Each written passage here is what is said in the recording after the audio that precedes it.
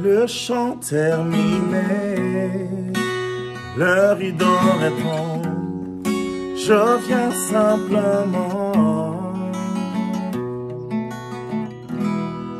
porter mon enfant, car je le désire de réjouir ton cœur. Bonjour chers amis, c'est Mantella avec vous pendant quelques instants. Échanger avec vous sur un thème que j'ai intitulé « En route vers la destinée ». J'aimerais te dire encore, tu as quelque chose. Le simple fait que tu vives, que tu respires, prouve que tu as quelque chose. Et tu n'es pas là simplement pour faire un office d'accompagnant pour les autres. Tu es là également pour vivre une destinée extraordinaire. Vous savez, beaucoup de choses que Dieu fait, il est fait à partir de ce que nous considérons comme rien. Mais c'est rien là que tu reconnais que j'ai quelque chose qui paraît rien. Dieu va le multiplier, Dieu va le rendre fort, puissant, pour que tu puisses accéder à ta destinée.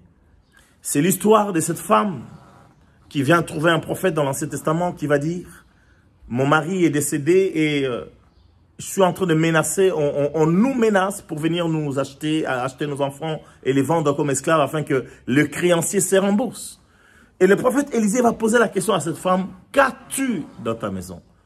Et j'aimerais poser la question à quelqu'un aujourd'hui, qu'est-ce que tu as en toi? Et cette femme va dire, j'ai un tout petit peu d'huile qui me reste. Et Élisée va lui dire, va, tu t'enfermeras dans ta maison. Puisque tu as découvert ce que tu as, enferme-toi.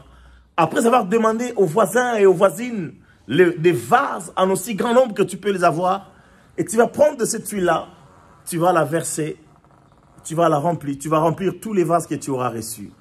Quand tu auras fini de faire ça, va vendre l'huile. Et avec l'argent que tu as, va rembourser tes créances. Et ce qui te restera, tu pourras vivre avec. Et c'est aussi l'histoire de Jésus.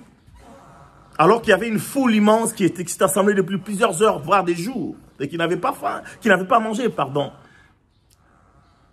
Il va vouloir donner à manger à ce peuple. Et il demande aux apôtres, où trouverons-nous du pain pour nourrir? Et les apôtres vont dire, on n'a pas beaucoup d'argent. Et puis un autre qui va venir, ah, ben écoutez, il y a un jeune homme qui est là, qui a juste 2 pains, 3 poissons, mais qu'est-ce que c'est là pour tant de gens? Je voulais dire ceci encore, tu dois découvrir ce que tu as et ne le néglige pas.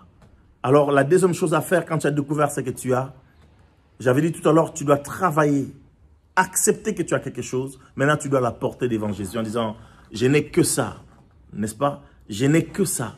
Et le Seigneur saura qu'est-ce qu'il va faire avec. Moïse avait senti qu'il avait quelque chose. Et Dieu s'en est servi plus tard. Que Dieu vous bénisse, chers amis. À bientôt.